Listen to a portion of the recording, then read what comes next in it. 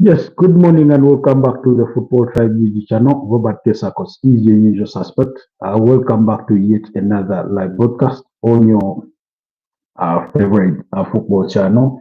That's at that's at footballtribe.ug. It's a pleasure to be back, if I'm being honest. But I know, I owe you an apology for yesterday. I know for a fact that I owe you an apology for yesterday because yesterday we could not make it for our late night broadcast, and I'll be telling you why in just a bit. So just allow me how our audience tested to make sure everything is in place before we get started for this morning's broadcast.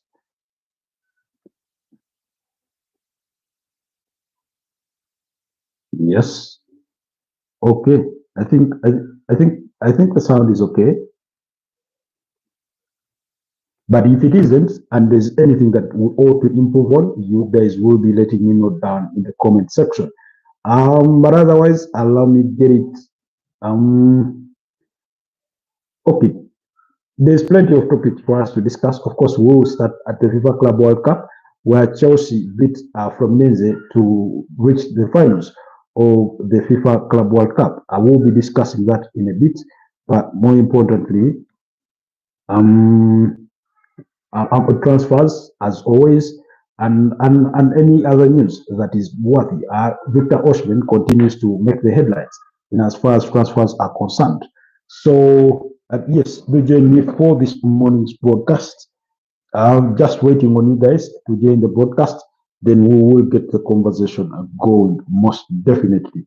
Yeah, but it's a beautiful Wednesday morning. Is it Wednesday? Yeah, it's a beautiful Wednesday morning down in Kampala. We had the morning downpour, and yeah, and if you're just joining us, it's about 10 minutes past the hour of 9 a.m. and we are coming to you live from Kampala, Uganda. That's where you are watching us from. So I'll begin with my sincere apologies. Like I said, we did miss yesterday's late night broadcast as we oftentimes do it at 11 p.m. It was due to unavoidable circumstances that led us to that kind of situation. We were experiencing a power blackout, so we could not do the broadcast, and that's why we were unable to be here with you. But like I said, we are back. That's all that matters. We are back. We are back. That's all that matters. That's what is most important. Just give. I think we should give it what about a minute or two to wait for the others to join us before we get started with today's conversation, um, and see where it leads us, and see where it leads us, uh,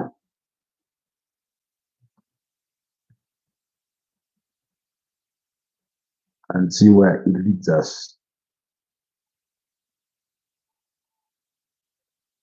Okay. I can see Subhash Chanda. Is that how you pronounce your name? He's asking, what are you doing?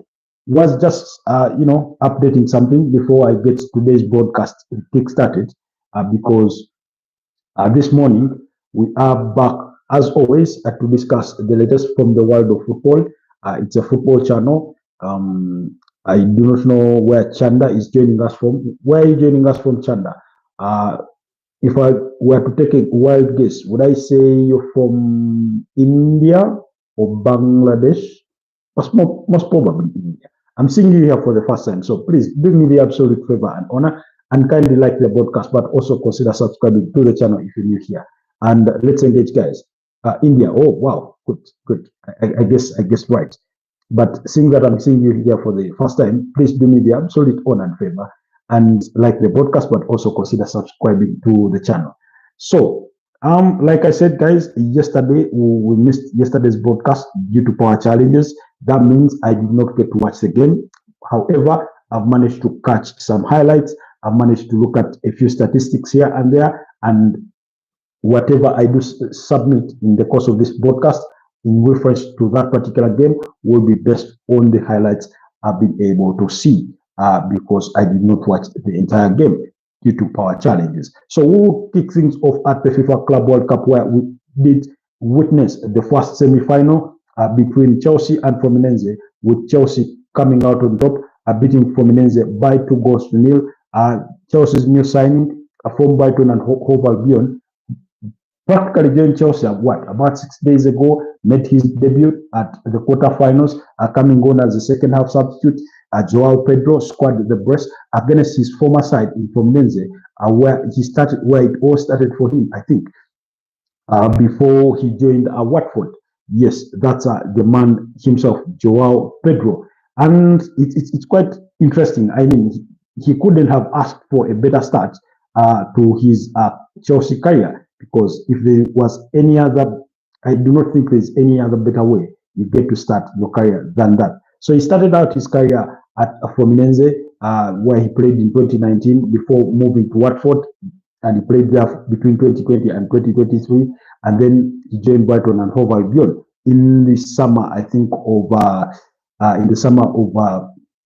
2023. At Watford, he played 104 games for them, scored 23 goals before making what was then a record transfer worth about £30 million to Brighton and Hove Albion. It was a record buy for Brighton at the time. So they signed him in the summer of 2023, and then 2 years later, he is at Chelsea and already making a mark on his name, because he scored that brace against his former side. And for those of you that watched the game, you could see the apologetic celebrations as he scored that brace. Of course, the first goal in itself was a brilliant take from him, how he did curl that ball to the far post beyond the reach of the goalkeeper, while the second goal in the second half was a thunderbolt of a shot that hit the crossbar before hitting at the back of the net. So the crossbar, then the floor, and it was in the back of the net there. Of course, those goals coming in the 18th minute of the game, and then in the 56th minute of the game. That's about 11 minutes into the second half. So it was a bit of a 50-50 game from based on what I've seen and based on the statistics that I've been able to look at. Some sources will do suggest that Chelsea were the dominant side, but shyly dominant with a 52% ball possession compared to Fluminense's 48%.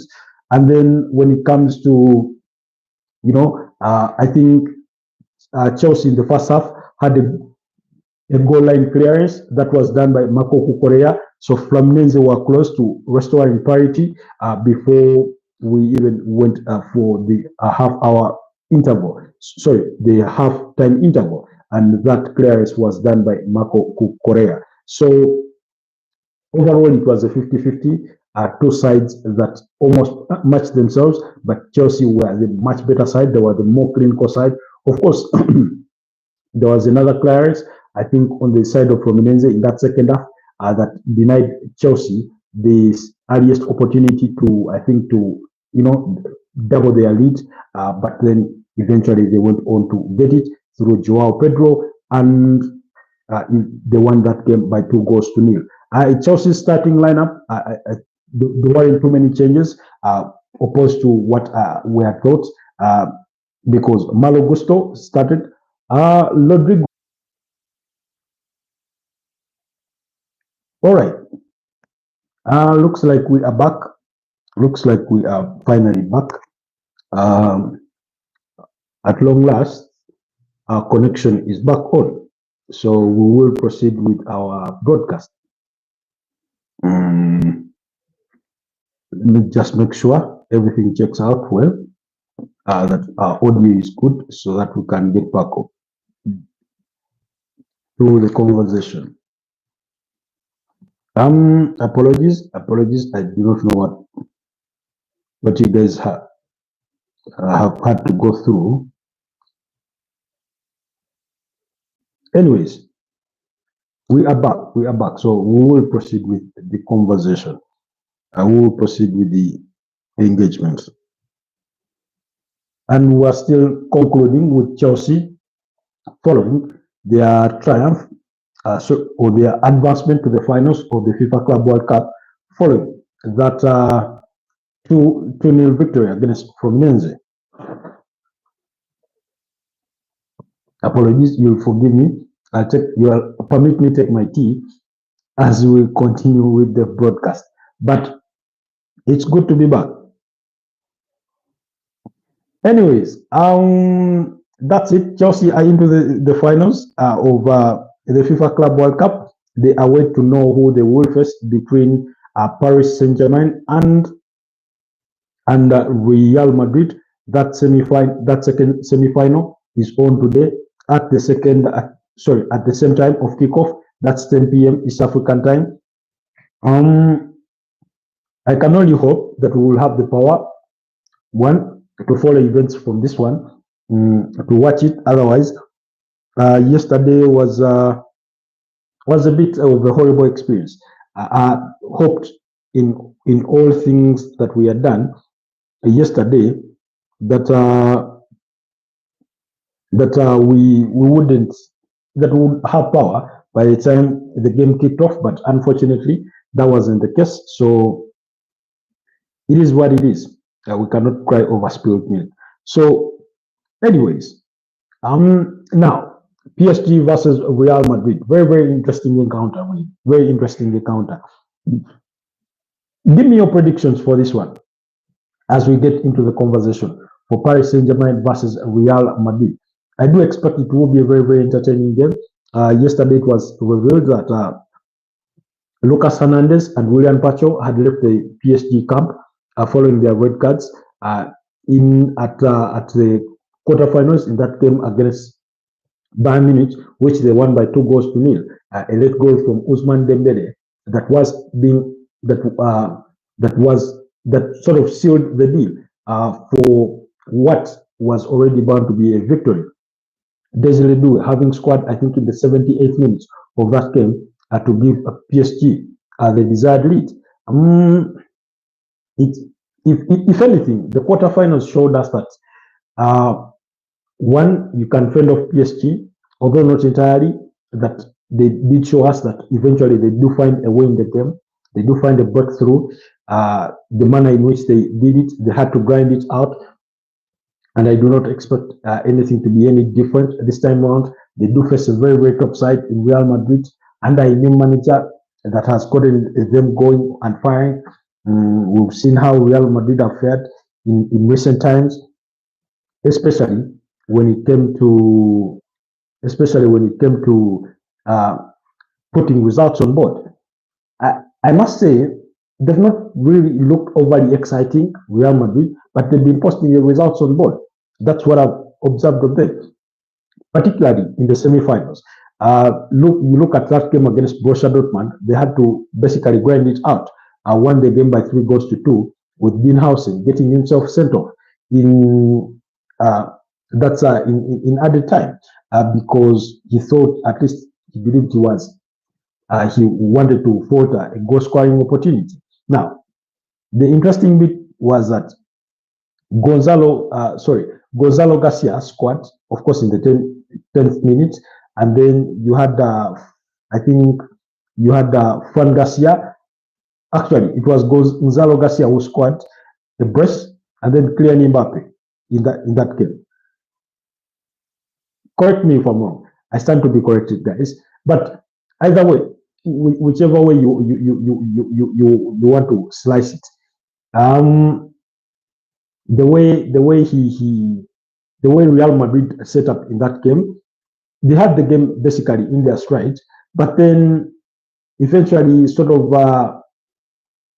nearly gave away the game. They nearly gave away that game. Yes, the goal was actually scored by Fran Garcia. Yes, it was Gonzalo Garcia with Adam Gula providing an exquisite assist. And then, of course, Gonzalo Garcia was scoring, I think, his fourth goal of the competition with an assist.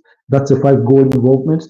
Then in 4 games played or 5 games are played, then Fran Garcia scored the other with Trent Alexander-Arnold providing the assist for that one. And then At that point, because that was before halftime, I thought Real Madrid had the game by its horns, that nothing was going to beat them. And then they conceded a consolation in added time on the other side. But then Kylian Mbappe with the bicycle kick, which Peter Parker was asking me about the other day, that what did I make of that?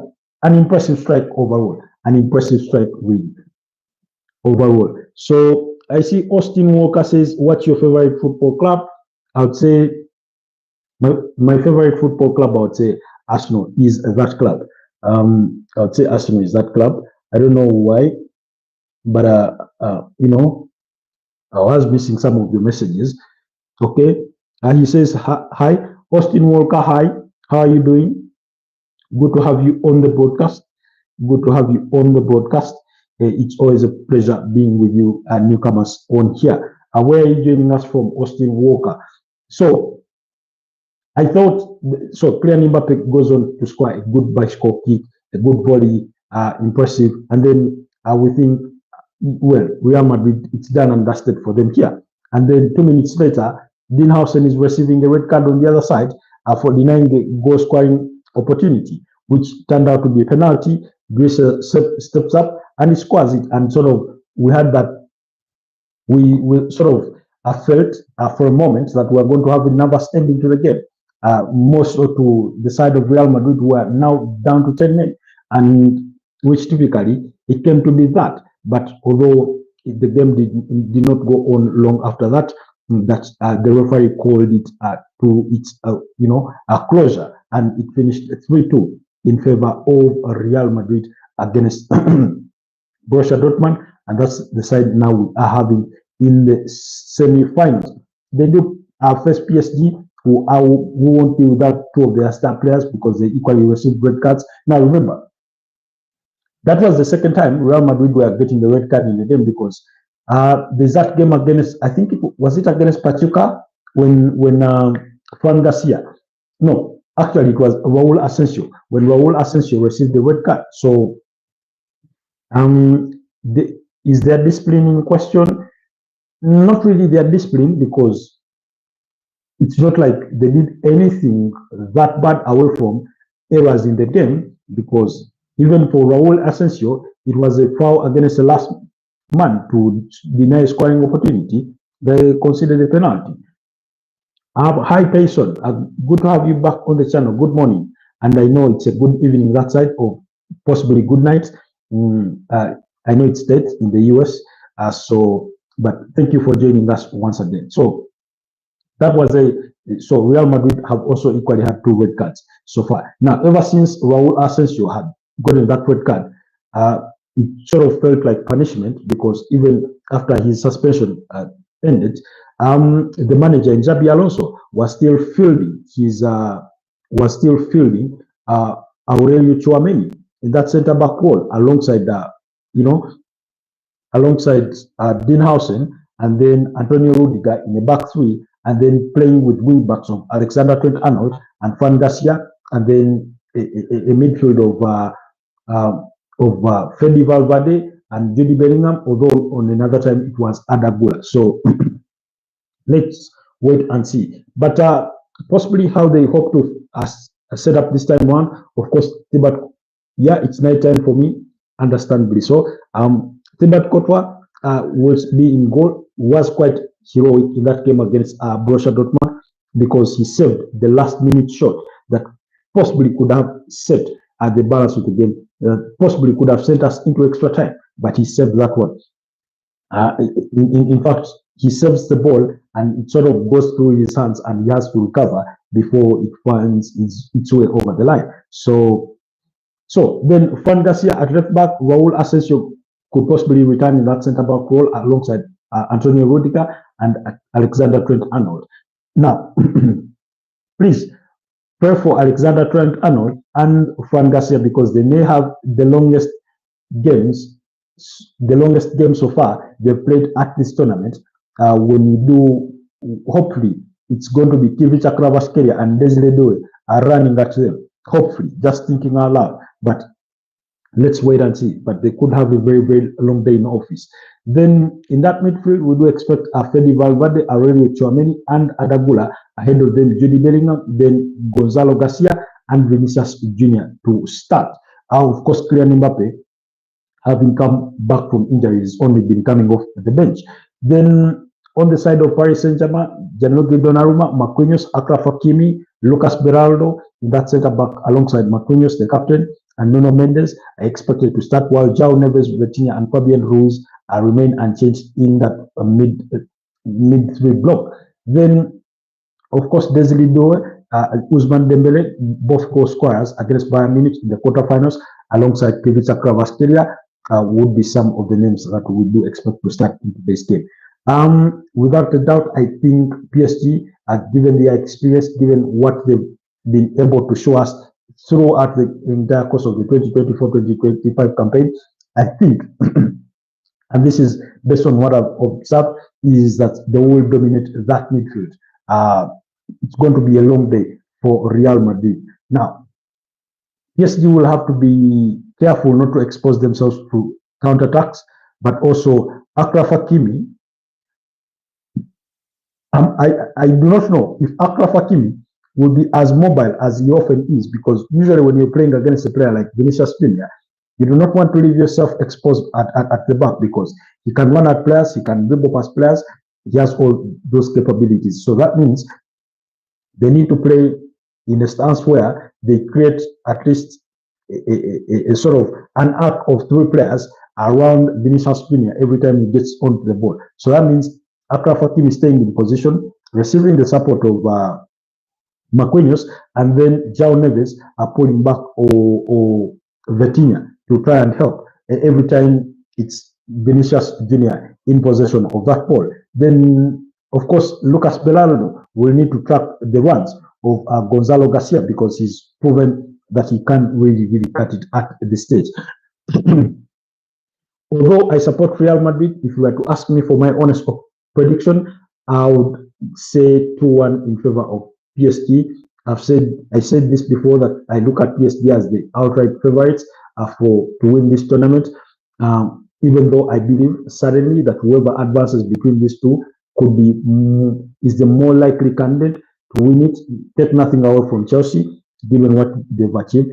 But if you are to draw comparisons between the opponents that Chelsea are faced, I think either of these two have had more difficult opponents. If you faced Borussia Dortmund at the quarterfinals, if you're Real Madrid, and those were the opponents you had to face in the finals of the 2024 UEFA Champions League, that means quite a lot as compared to maybe Chelsea's journey. Then again, if you're Paris Saint-Germain and you faced Bayern Munich at the quarterfinals, that says a lot, because we're talking about the quarterfinals of the UEFA Champions League last season, but also 2020 UEFA Champions League winners.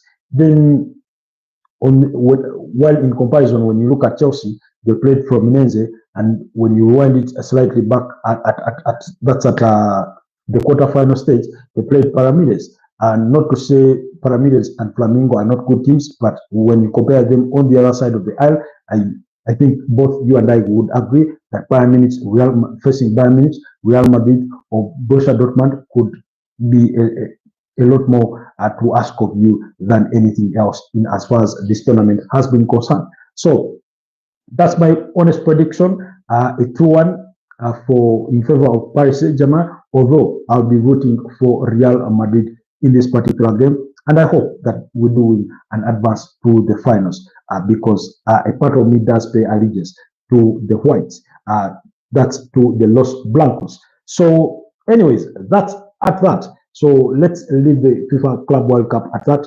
Apologies, it's hard to drag on simply because of the internet glitches that we did experience earlier on, but we will see how to advance in the coming bits.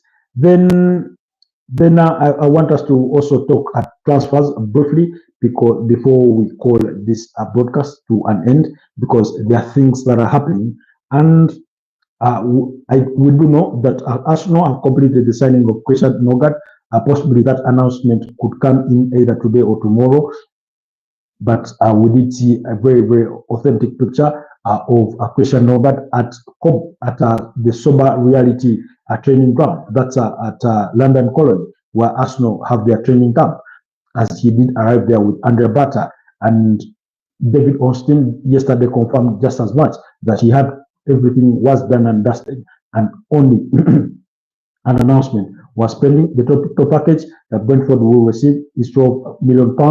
It's £10 million as the guaranteed fees, plus £2 million in expected add-ons that they will receive for the 31-year-old Danish international that is joining Arsenal. Then quickly, the name that is not just going to go away is Victor Osimhen, because he continues to dominate and use. Now, from what we gather is that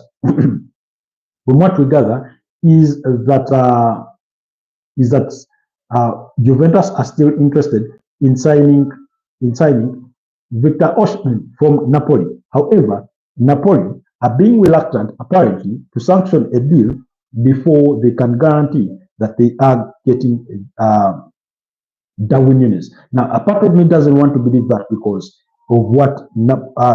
because of the broken relationship between Victor Osimhen and Napoli, and his bosses there. So really, I do not want to believe that it will really entirely hinge on that, because if it means that they do not get Darwin Núñez or any other striker, it's not hard to imagine that they can retain Victor Osimhen, but I struggle to envision how that relationship would play out if they were to choose to retain Victor Osimhen. But those negotiations will continue. But PSG are really interested. Yesterday, I did reveal to you that the player already has an agreement in principle or in place with Galatasaray on a 3-year contract. Galatasaray were still trying to negotiate to try and pay a lesser fee for him, in terms of, instead of paying his release clause. But then eventually, Fabrizio Romano told us that Victor Osimhen has informed Napoli of his desire to get a deal sealed with Galatasaray as soon as possible. Galatasaray will pay the 75 million release clause. However, they are still negotiating on the payment structure. Now, according to what they want, Galatasaray, they do want to pay the 75 million euros all spread across a period of 5 years. I'm reluctant to believe that Napoli will agree to that. Maybe they could be seeking for it to be paid in probably 3 years, at most 4, but 5 could be a bit of a stretch. Then our contract is ready since Sunday, so until June 2020. So imagine Galatasaray signing a player on a 3-year contract, and then they are telling Napoli that we want to pay this release clause over a period of 5 years. That's where I think the sticking point could be. That's why I do feel that Napoli could be negotiating for better terms when it comes to those payment structures. But that deal, according to Sky Italy, Juventus are still in the race. They are still expressing some form of interest for Victor Osimhen. But unless anything changes, I do believe he is destined for a return to Turkey, where he will be with Galatasaray. I wish and hope that we had Safa Ali, the Fenerbahce fan from Turkey, here on with us on this particular broadcast to sort of give us an insight on what's really happening down there in respect to that deal, among a few other things on the ground. Then quickly, Real Madrid. Okay. Yes. Rafael Obreda will sign as a new Benfica player from Real Madrid in the next days, as exclusively revealed. That's according to Fabrizio Romano. It's already agreed on player side, and here we go confirmed. Meanwhile, Alvaro Carreras will join Real Madrid right after the FIFA Club World Cup. So those are some of the deals that are happening. Then apparently reports on Rodrigo and Al Nassr are wide of the mark.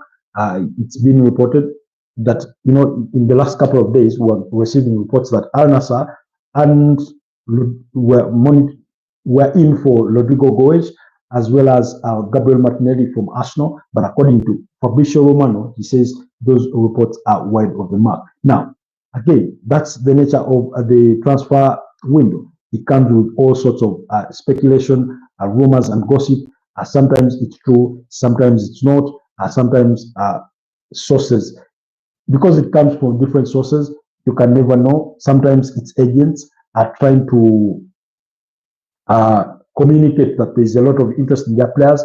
Sometimes it's selling clubs that want to create the feeling of competition in the signature of their own players. So, for example, if you're, let's say, Napoli and you're trying to move on Victor Osimhen, supposing he didn't have a release clause, you'd come and say Juventus are interested, putting a bid of that.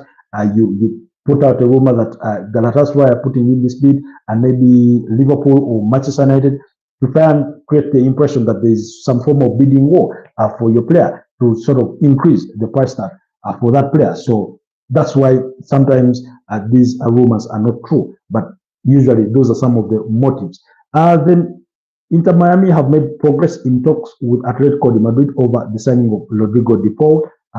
We did report to you yesterday that there was interest in Rodrigo de Paul from Inter Miami, who are also confident that they will be able to renew the contract for Lionel Messi before it ends this year. That's 2025. Meanwhile, James McAtee can leave Manchester City this summer for a fee of around 25 million pounds. Bundesliga, Premier League, and Serie A clubs are showing interest in the Euro Under-21 winner with England as captain.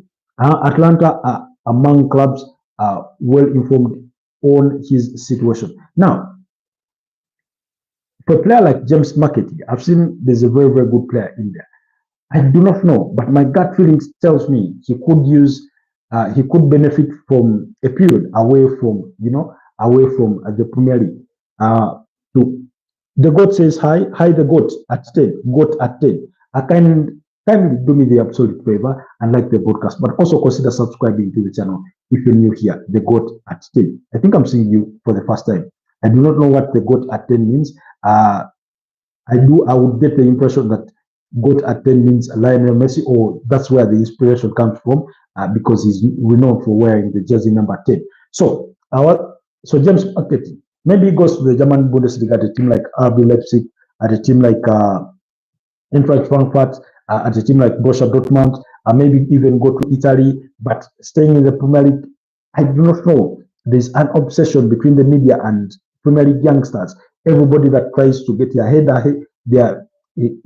ahead, or their career ahead, they sort of suddenly get this barrage of media publicity, which can be good but also bad at the same time. Whether it's positive or negative, usually it affects the player, because when it's overly positive, it gives this kind of it usually gives these players the feeling of a rivalry, to feel as though they are really made it, as though they've hacked it, and yet they are far from being legends of the game. And that's where usually I have bones to pick with the English media when it comes to young players. Everybody that begins shining suddenly becomes a topic of discussion week in, week out, subject to all media attention and etc.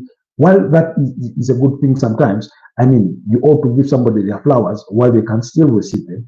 I get the feeling that sometimes it sort of gets to their head eventually, and then usually when at the first misstep, especially if you're not British, you also get the dressing down, and it takes a toll on you. We've seen that one too many times. But anyway, we'll keep our eyes peeled on the James McAtee situation and see where he ends up in as far as this transfer window is concerned.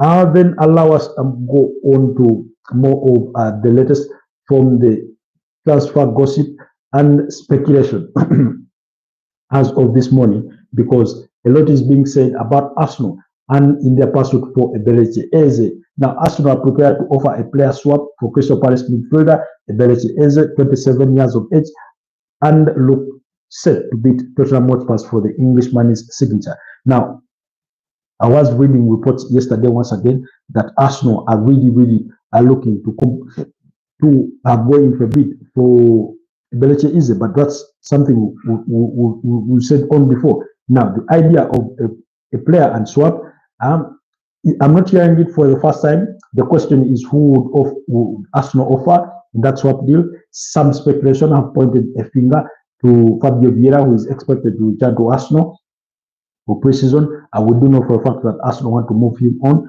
but an exclusive from Court Offside did say that Arsenal and Crystal Palace are close to agreeing the payment structure for Ebeleche is a deal. Please take that with a grain of salt. Then somebody said that I understand Arsenal and Paris are close to agreement over an initial £45 million plus performance-related bonuses for Eze. Other clubs approached, but player only wants Arsenal. That's according to Court Offside. So the reason as to why I said please take this with a grain of salt is because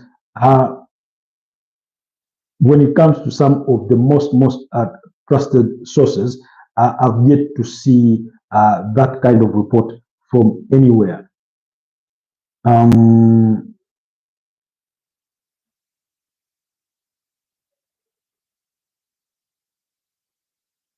So let's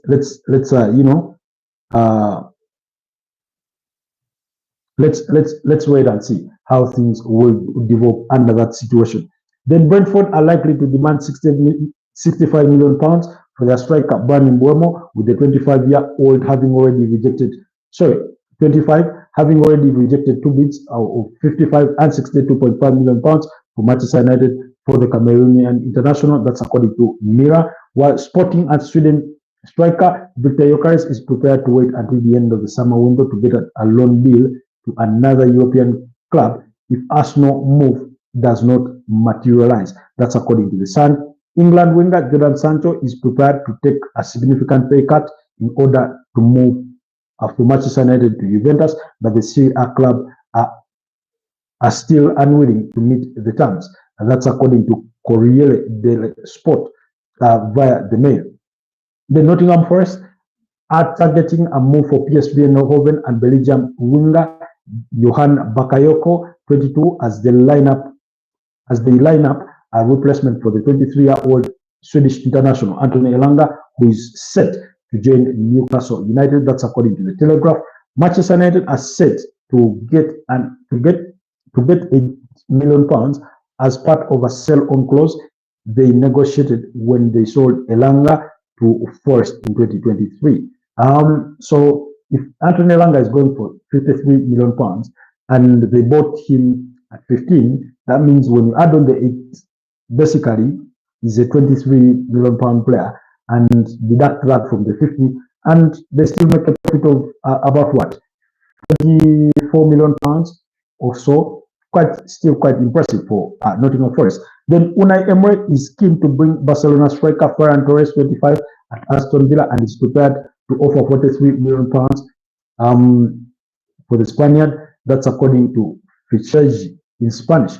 Then Arsenal's attempt to sign Valencia defender Christian Mosquera, 21, have told us the La Liga club are seeking for more than £20 million for the Spanish international. That's according to the Mirror. While Bayern Munich have held talks with Christopher Nkunku's agent as they consider a move for Chelsea's 27-year-old French striker. That's according to Bild in Germany. Then Napoli have made a £42 million bid for Liverpool's 26-year-old European striker Darwin Núñez. Just need to confirm something on Darwin Núñez, whether he did indeed turn 26, because last I checked he was still at 25.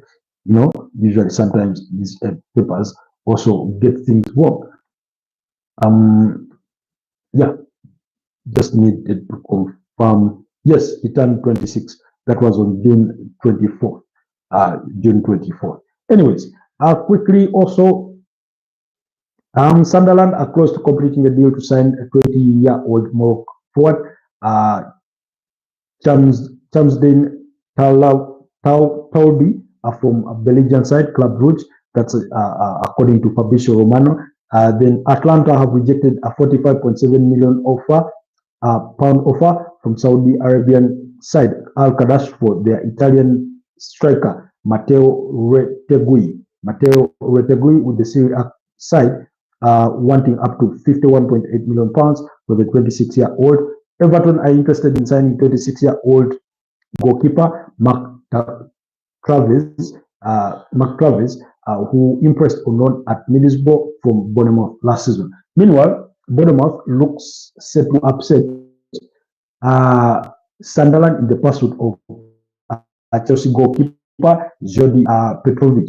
So Sunderland had a deal, sort of an agreement in, I think, on a deal in principle with Chelsea. Then Bournemouth learned of the situation and they made their move as well. So we will keep you updated on that situation and more. Apologies for all the glitches we've had to experience and the trouble during the course of this broadcast, but thank you for staying with us. For those of you that have managed to stay with us the longest, stay safe and have yourselves a wonderful rest of the day. And do not forget to check out more of our content on the channel, and I'll see you again next time. Stay blessed and bye bye.